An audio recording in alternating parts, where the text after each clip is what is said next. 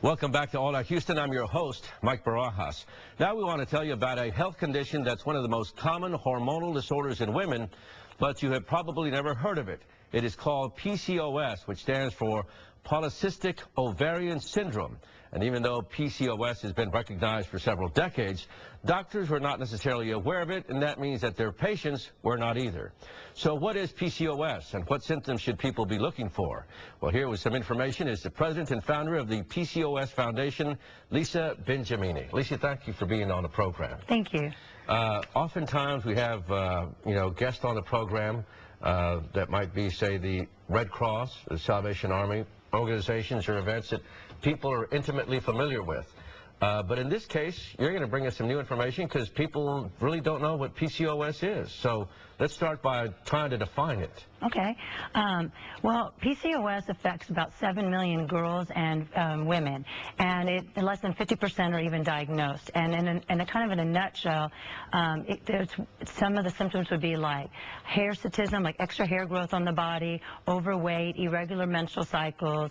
You've got androgen, like acne, or you may have high insulin levels or cysts in the ovaries. And there's like a long list of different symptoms. But the situation is that a lot of people are not getting diagnosed, and majority, less than half of them, are getting diagnosed. And it leads to diabetes, heart attacks, strokes, and cancers, all the disease risk factors. And if they knew about it early on, they could lower the disease risk factors and live a healthier life. Okay.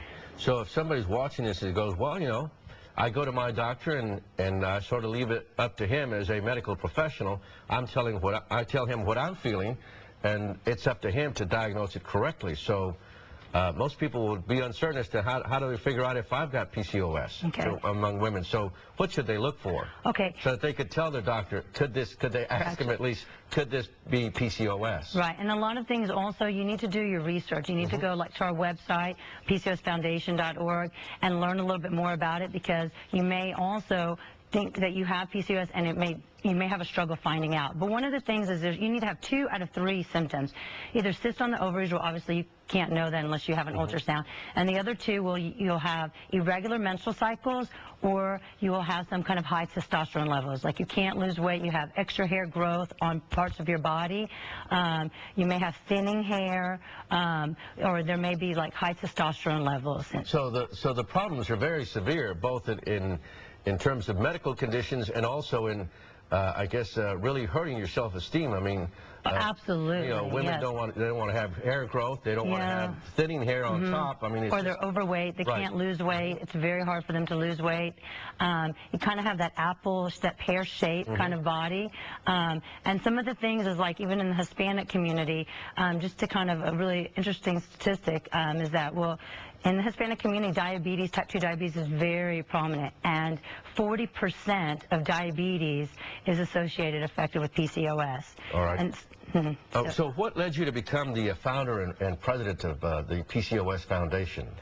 Well, I worked with my husband as an infertility specialist, and we saw a lot of women that were suffering, and typically about 70% of PCOS diagnoses have infertility issues.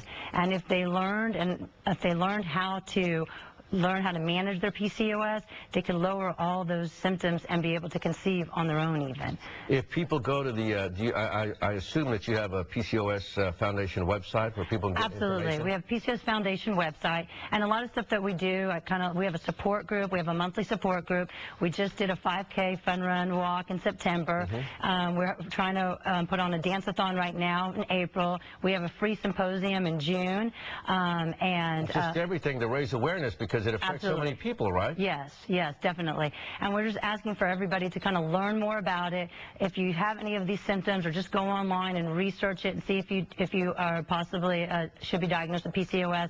Learn more about it. Help with volunteers or getting involved. And don't forget to ask your doctor. And don't forget to ask your doctor. All right. Yeah. Well, Lisa, thank you very much. We appreciate it.